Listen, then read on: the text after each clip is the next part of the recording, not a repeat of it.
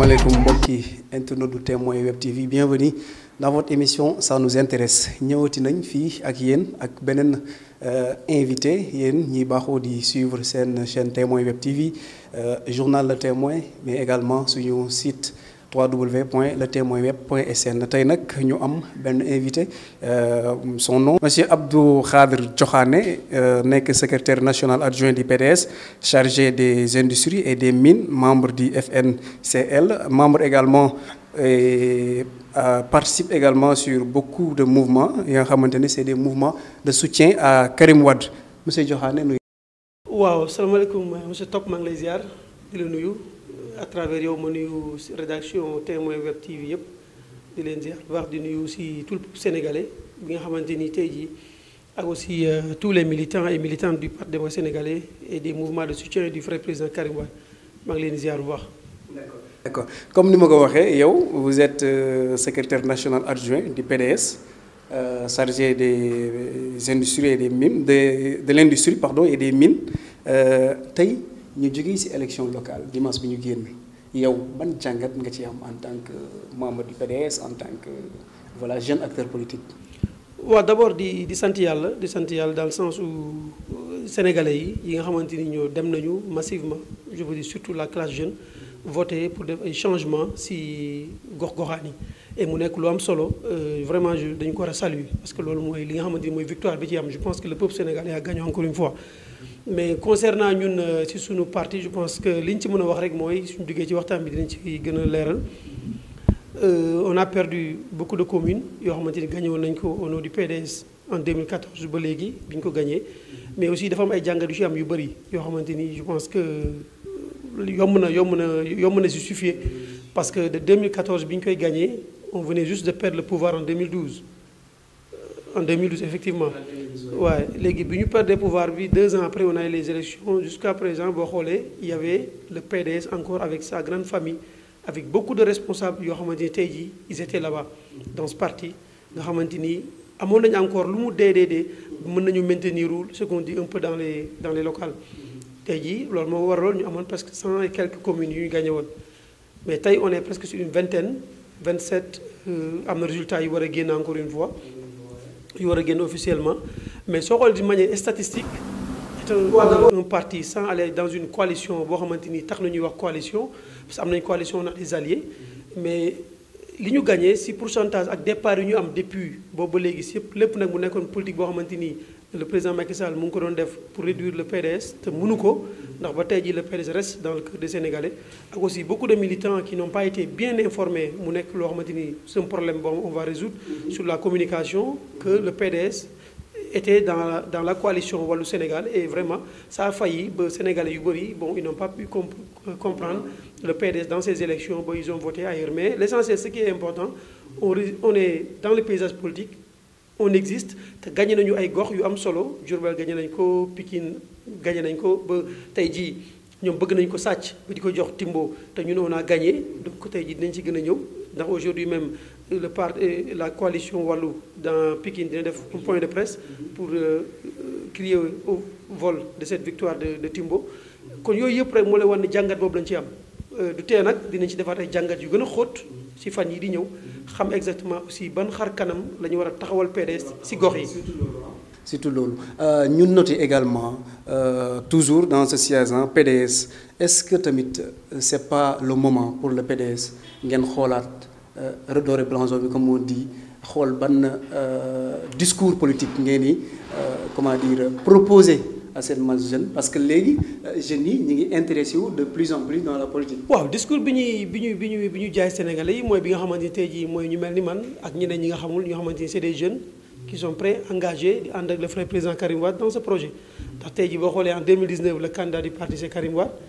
exclu illégalement par le régime en place Sénégalais yi n'avaient pas bien compris duñu ci ñëwaat mais c'est pas intéressant et de ce fait on est en train de travailler toujours sur ce même projet le projet de développer le Sénégal d'opportunités pour les jeunes le projet boo xamante ni tey jii le Sénégal et les Sénégalais seront les premiers partenaires de l'État du Sénégal parce que je pense que tey dans ce pays on ne peut pas développer le Sénégal di exclure les Sénégalais et gis naa ne tey jii y a pas un bailleur au Sénégal boo xamante ni tey jii projet nu mu mënti toll à coup de milliards que ñu ngi koy financer alors que le privé sénégalais c'est-à-dire les Sénégalais tout court, si l'État les appelait, bu leen woowoon si benn projet boobu c'est plus de 100 milliards, je pense que l'esprit patriotique bi Sénégalais yi am mën nañu financer ce projet pour que mu développer. kon je pense que ñun c'est cet esprit-là qu'on est en train de préparer pour le Sénégal bi nga xamante ni tey jii nii Karim Wade a ça en main avec aussi des partenaires internationaux yoo xamante ni di nga liggéey ak ñoom c'est évident mais ce qu'on veut mooy d'abord les compétences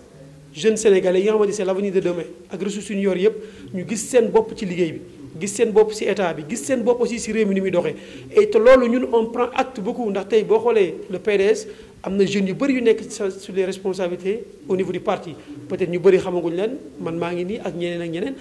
mais tey il faut que Sénégalais xam ne le PDS changera de visage et c'est obligé parce que tey fi ñu jëm c'est obligé que le PDS changera radicalement de visage sur beaucoup de localités au Sénégal parce que les jeunes aussi du parti en quoi faisant aussi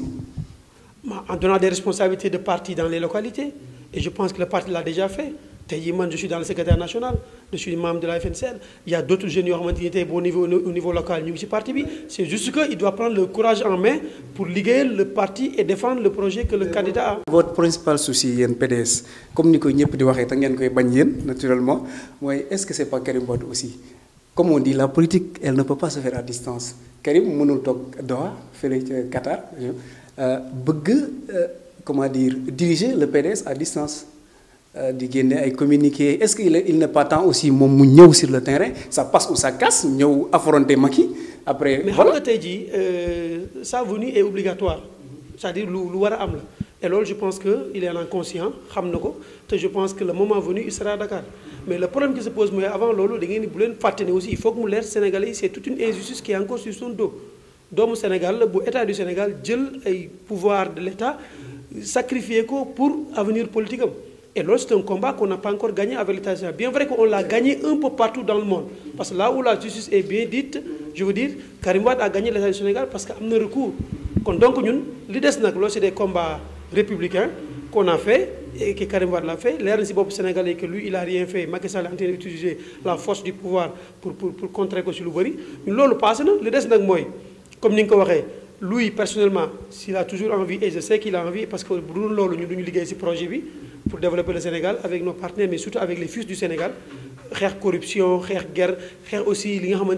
conjoncture difficile de beaucoup de foyers sénégalais. Un homme social, intègre, qui veut le Sénégal. Quand vous faites un projet, nous sommes liggéey et je pense qu'on ne porterait jamais ce projet en lui proposant au Sénégalais comme le président du Sénégal. Donc ça veut dire que nous sommes liggéey. Mais il doit être sur le terrain, là on est d'accord. Et Inch'Allah, je pense qu'il en est conscient et il va être sur le terrain. Mais aussi, n'oubliez pas que Kiko Fidjeleon, il est plus apte. Non, parce que c'est Macky Sall qui Fidjeleon. Donc c'est à lui de voir. Mais vous, de votre côté, qu'est-ce que vous faites pour son retour aussi? De son retour, on a fait des combats juridiques qu'on a gagnés. Et nous avons demandé à l'international, et donc sur ça, on demande à l'État du Sénégal, de réhabiliter les juridictions internationales. Parce que n'oublions pas que le Sénégal devait signer sur les juridictions internationales, signature du Sénégal de Fonek. Donc Macky Sall moomul Sénégal dafa signer accord yi nga xamante ni tey suñu réew dafa ko signer ak dëkk yu ak organisme yi Macky Sall na ko respecté nee nañu ko na delloo ak yelleef Karim Wade établir tous ses droits mais ñun on ne veut pas marcher sur des cadavres pour faire accéder Karim Wade au pouvoir réew mi pour taal ko yomb na ni gars yi def taal réew mi jël fii benn somme d'argent c'est pas une solution c'est-à-dire que tey alimenter booy yi ñu taal dëkk bi su fekkee c'est cet esprit qu'il faut mener pour prendre le pouvoir on n'a pas besoin de ça on veut juste être légal en nous-mêmes légal envers le peuple sénégalais pour voir leen ne on peut accéder au pouvoir mais que na ñëpp jaar yoon et tous les Sénégalais def seen choix personnel. Comment dire si beneen anam tamit est-ce que perte bi nga xamante ne tey yéen perte ngeen ko parce que on dit comme ni ñu koy waxee le PDS c'est le grand perdant ñoom ñi nga xamante ne depuis 2012 ba léegi il n'arrive pas à s'en sortir tey sax d'ailleurs journal Le Témoin moom la xëyee tey paraît que yow nga ne da nga koy contester après on en reparle là et est-ce que tamit quelquefois ça ne se justifie pas le fait que tey c'est la première fois depuis 2012 le président Wade bàyyi leen ak yéen waa PDS yéen kundun comme ni ñu koy waxee ngeen dem ci ay élections là il n'était pas du tout là le président Wade. On n'a pas perdu d'abord. Faut le dire. lii lan la kon. On n'a pas perdu. Vous n'avez pas perdu vous avez passé de 100 communes plutôt à localité pardonnez-moi à 27 et si c'est ça su fekkee lii du défaite kon lan mooy défaite kon. waaw da nga naan le nombre de communes yi ñu dirigé woon ci néew si 2014 bi ñu gagné woon ak léegi am na différence presque de 80 pour 70% de différence négative ok mën nañu ko accepter mais loo xam ne la perte ñu mooy da ngay xool bi ñu koy gagné li ma la wax léegi si njëlbeen yan leader ñoo fa nekkoon ak parti ban taxawaay c'était juste 2 ans après qu'on a perdu le pouvoir c'est pas presque 10 ans après actuellement on est en 2022. De 2012 à 2014, c'est 2 ans. Il n'y avait pas beaucoup de départs. L'esprit du PDS, les Sénégalais, tout le monde était encore dans le dynamisme du parti. Gagner sans collectivité, ça c'était pour moi tout le monde ça jamono bobu. Parce que monde a gagné plus. Bref, c'est pas important. Mais yi ñi gagné won yoyu, d'accord. OK, c'est bon. Yi ñi gagné won yoyu, n'oublie pas que ñu ci bari avant même ñuy exi fi genn nañu dem fekki Macky Sall. Kon donc amatuñu woon sax 20 yi ngay wax ni yi ñu gagné tey bu ñu dee xool ci gestion on n'avait plus même 30 communes yu ñu géré woon 600 yi ñu gagné woon ñëpp damañ def transhumance ànd ak Macky Sall kon ça veut dire quoi ñi fi deloon toog encore ñu géré communes yi ñu géré woon te en plus on a gagné de nouvelles communes te war nañu suñu base yeneen côté yi nag aussi am nañ fay avancé on n'a jamais été à la ville de Dakar mosuñu gagné mairie Dakar. Mairie Pikine gouverné wuñu ko woon te ñoo ko gagné ñu bëgg ko foqati si ñun Guédiawaye gouverné wuñu ko woon te foofu yëpp ay avancé lañu fa am de ci pourcentage de voix dañuy sant yàlla donc si xam nga lan mooy perdre mooy nga gérer benn affaire ñu nangu ko ci yow soo nee perdre nañ ko dinaa d'accord. c'est que nag war nañ si jàngat ndax on n'attendait pas ça on pensait avoir plus et là benn problème la boo xamante ni ñun xam nañ ne li ñu naan le linge sale se lave en famille le projet PDS. Je sais que les Sénégalais xam nañ ko te bëgg nañu ko te bëgg nañu gis seen leader sur place kooku benn la boo xamante ni Sénégalais laaj nañu ko mais beneen bi tamit mooy sur la communication envers les Sénégalais sur ces locales on n'a pas été au top au nom de Wallu et donc tout ça c'est des choses que ñun dinañ ko jël en compte et dinañ ci liggéey parce que c'est la vérité il faut pas que ñuy fuir parce que Sénégalais yi ils avaient plus d'autres noms de coalition sur leur tête que le Wallu Sénégal et donc c'est défaillance la boo xamante ni en toute sincérité dañ koy jël compte et puis on avance et ça nous permettait de savoir si yenn ligne de conduite la ñu war a liggéeyee pour que le parti reste encore le parti numéro 1 au Sénégal parce que tey jii n'oubliez pas que dans notre coalition il y avait que 5 ou 4 partis il y avait le Tekki il y avait Jotna et il y avait même Decroix n'était plus de nous-mêmes il était au départ mais après il allait avec Pape Diop. ñoom Pape Diop ñoom ñëpp dañuy dem. Voilà donc c'était seul le PDS contre tous. Les coalitions yéen ñi ngay wax nii c'est une vingtaine trentaine de partis ou des mouvements yu nekk ci biir de leaders kon tey soo jëlee seen pourcentage yi ñu am tey les pourcentages de victoire yi ñu am sur des localités divisées sur le nombre de partis yi fa nekk ku nekk doo retrouver ak 5%. Ah mais je te parle de statistiques. duñu kii tamit dans ce sens-là parce que. Moi je vais pas dans ce sens parce qu'on parle de parti politique. Voilà. Nous le parti PDS je dis reste encore le parti numéro 1 et il y a beaucoup de PDS. Moi loolu est-ce que gëm nga ko yow réellement monsieur. mais gëm naa ko xamul tax. est-ce que du wax parce que dama ne la si chiffre la statistique man du ma gis ñoo xamante ni c'est une trentaine de coalitions de mouvements de partis ou de partis politiques di am 30% si tu dis 30 divisé par 30 ça donne combien. 30 divisé par 30. pour insinuer quoi. Pour insinuer que ces coalitions yu mag yooyu tu peux pas dire que bii parti moo tax coalition bi gagné kon donc ñeneen ñi mën nañu dem tëdd nelaw donc nous on est allé presque. mën nga ne Sonko tey c'est le khalife général de cette coalition là. loolu boo ko waxee loolu waa Khalifa ne c'est pas vrai. et donc tu vas dire quoi. Non je suis pas d'accord c'est le problème interne moi j'ai pas décliné l'objectif mais je dis que li nga wax na en politique soo ko waxee en politique je suis pas d'accord. C'est pas pour défendre pour prendre position de qui que soit mais en politique en coalition. ñëw nga ne yow tu es le leader de l'opposition kii bi nga xamante ne comment dire élection présidentielle 2019 yu ñu génn vous n'aviez pas de candidat. Bien sûr. Ah, après ça se dit leader de l'opposition. Non j'ai pas dit leader de l'opposition dama ne ñun ñooy parti bi tey maanaam boo gën a te demul ci benn coalition bu ko mën a yokkal 5% loolu suñuy suffrage la. ak quoi ki ñu am yëpp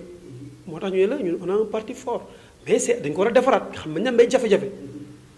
yi mooy il faut qu'on responsabilise les jeunes il faut que jeunes yi aussi jël seen responsabilité en main xam ne le monde d'aujourd'hui c'est aussi ñoom seen i compétences physiques et morales lañu soxla mais aussi le leader du parti leader maanaam en termes de candidat parce que le leader national c'est Maître Abdoulaye Wade c'est lui le secrétaire général national mais ki nga xamante ni tey jii il porte le porte-flambeau de candidat du parti muy le frère président Karim Wade il doit aussi descendre sur le terrain pour battre sa campagne. Karim moom mooy problème bi nag loolu ngeen di bañ mais c'est ça non problème du PDS parce que PDS tey ku fa jógee Karim ngay jël de moom fa jëlee ñoom dañuy jógee leader yëpp ñoom Omar Sarr ñoom ñëpp nee nañ Karim moo tax ñu dem. d'accord Karim du yóbbu suñu temps bi yëpp nañu changé nañu dem ci beneen ponk ba tey ci biir émission chers internautes seen émission comment dire ça nous intéresse ñu ñëw tey ba léegi dans ce siège de scrutin bi ñu génn muy élection locale yi ñu génn Yewwi Askan Wi quand même def lu am solo mooy razzia bi nga gis fii nii saay maanaam bépp localité rek boo xam ne pouvoir bëggoon na ko gagner coûte que coûte Yewwi pratiquement dafa yóbbu lépp à cette coalition Yewwi Askan Wi yow boo doon analyser tey seen victoire lan nga nu mën a wax ne moom moo tax tey. Une victoire de la jeunesse que je salue sur certaines localités. Ils n'ont pas eu la victoire de l'élection. Il faut oser le dire. La victoire des élections est encore dans le camp de Benno Bokk Yaakaar. Non, il faut que ñu wax sénégalais yi c'est-à-dire cette façon de faire de l'opposition parce que après tu es appelé demain à diriger te bu ñu esprit bi animé demain les gens qui t'ont élu demain ñooy nekk devant en face de toi parce que tu les as vendu des fausses informations. On a gagné des grandes villes mais l'élection dans sa généralité c'est Benno Bokk Yaakaar qui a la majorité des communes. Il faut qu'on dise la vérité. Ça c'est vrai. Ok, léegi nag comme c'est vrai, on va dire une chose. On a fait des grandes avancées yu am solo en tant qu'opposition sur grandes villes te muy ay villes symboliques et là je suis d'accord. Et là je suis d'accord et loolu mooy as. Non, la victoire donc on va dire on a gagné cette victoire de certaines grandes villes.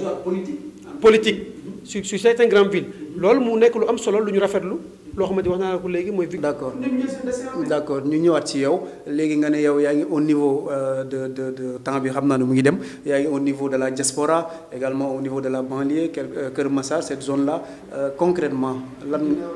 Guinaw Rail Nord voilà concrètement au niveau de la diaspora au niveau de Kër Massar Guinaw Rail comme vous dites lan nga fa def concrètement loo xam ne tey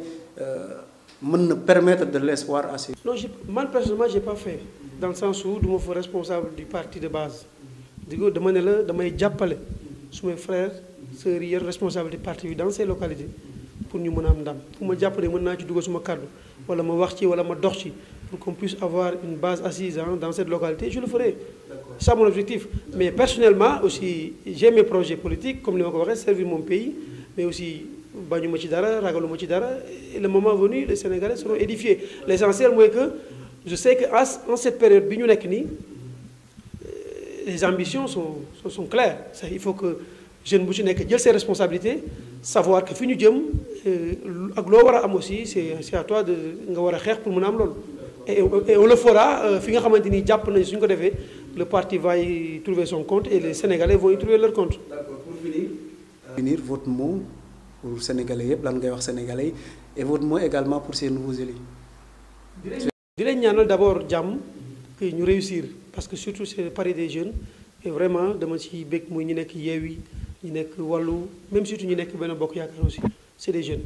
surtout jeunes yëpp vraiment parce que j'ai vu des maires ou des candidats de Benno jeunes sénégalais yu réussir yu gagné et je les salue sur ça parce que man dama gëm ne tournant bi ñu jëm on doit pas des ennemis pour ce Sénégal parce que y a du pétrole y a de l'or y a beaucoup de choses si on bu ñu boolewul xol yi ça va être très difficile on peut se poser d'une manière républicaine ñun ñëpp mais bu Sénégalais yi choisir nañu jéem a rallier wu am ay vigilance xool bu jaarul yoon ñu dénoncer su tegoo ci yoon ñu applaudir et puis on avance parce que nul ne peut faire plus de 2 mandats dans ce pays et ça on doit même mettre même dans le ci texte yi nga xam ne sax même si élection locale yi daf ci war a figurer que maire waratul si romb sax 2 mandats dañ ko war a def si dafa si lépp parce que après yow expérience boo accumulé si benn gestion mën nga ko def feneen c'est-à-dire même député sax non parce que député c'est un peu différent parce que xam nga ay maire gestion locale la c'est comme tu es élu local mais xam nga député du loo xamante mën nga wax nit ki ñaari mandat nga mun def mën na def si sax 20 l'essentiel que ñoom ki fa nekk nga liggéeyal sa askan c'est différent parce que yow tey même bu ñu la falee de Pikine pour un député du Sénégal li ngay voter assemblée c'est pas seulement pour les Pikinois c'est pas seulement pour ton quartier c'est pour les Sénégalais donc tu es député même de Fongolemi donc foofu mënoo fa def loolu mais élus locaux yi moom ak yooyu moom dañu war a dugal loi bi pour ñu def pour sénégalais mais surtout aussi fexe ba les délégués de quartier chefs de quartier yi ak mouvement associatif yi ñu am un quota essentiel boo xamante ni dina nekk ci conseil municipal bi pour que ñu xam ne gestion commune yi ak localité yi warul nekk seulement aux partis politiques et mouvement de coalition di wax ne nag maa ngi leen di ñaanal jeunes yi gagné yëpp vraiment ñu réussir parce que sas la muy pouvoir opposition mag ñi nga xam ne gagné nañu aussi suñu papa yi suñu yaay yi aussi ñu ngi leen di ñaanal ñu fex exercer ba nga xamante ni boo lëgee seen i doom bu ñu ñëwee mën a continuer le reste nag mooy ñun en tant que PDS on tirera encore des conclusions si lii pour aussi xool nu ñuy continuer à vendre ce projet que bi ñu bëgg pour le Sénégal aussi au Sénégalais. d'accord jërëjëf monsieur Abdou Khader Diokhane remercier nañ la si déplacement bi remercier la également si disponibilité bi.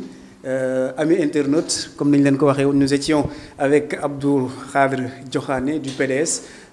waxtaan ak moom si lu jëm si wàllum élection locale yi lu jëm tamit si wàllum actualité jërë ngeen jëf mbokki internetu Témoin Web TV li leen indiloon tey ci seen émission ça nous intéresse on se donne rendez-vous prochainement sûrement et avec un autre invité sur Témoin Web TV jërë ngeen jëf.